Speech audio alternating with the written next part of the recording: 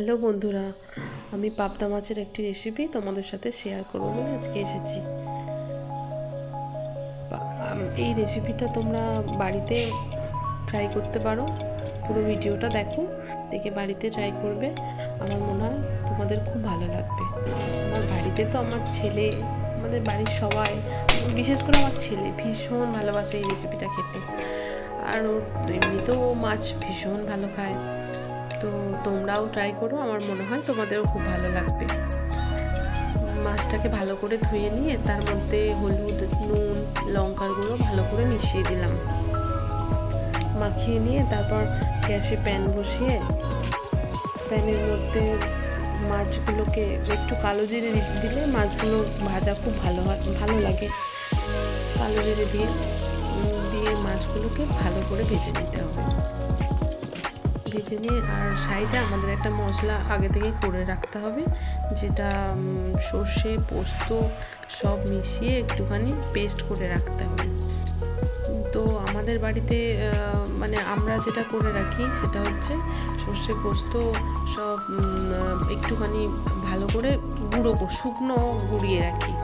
দিয়ে মানে একদম বাইরের যে সর্ষে বাটা সেটা আমরা দিই না।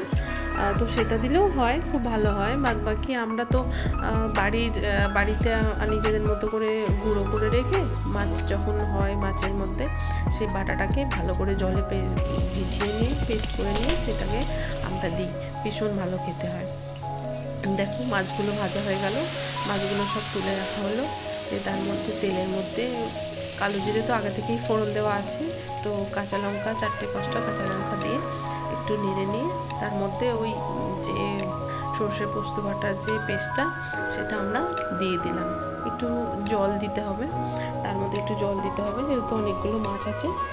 তারপর একটু হলুদ গুঁড়ো, পরিমাণ মতো লঙ্কা গুঁড়ো আর নুন, পরিমাণ মতো নুন দিয়ে ভালো করে ফুটিয়ে নিতে হবে মাছের ঝালটা। জলটাকে ভালো করে ফুটে গেলে তার মধ্যে মাছগুলো দিয়ে দিতে হবে। খুবই সোজা রেসিপি, কিন্তু একটুখানি মন দিয়ে নিজেদের মতো করে করলে আরও ভীষণ ভালো লাগে খেতে। তারপরে ওই ভালো করে ঝোলটা ফুটে গেলে মাছগুলো দিয়ে আর একবার ফুটিয়ে নিতে হবে ভালো করে। একটু ফুটে গেলে তারপরে মাছটাকে নামিয়ে নিতে হবে একটা জায়গায়।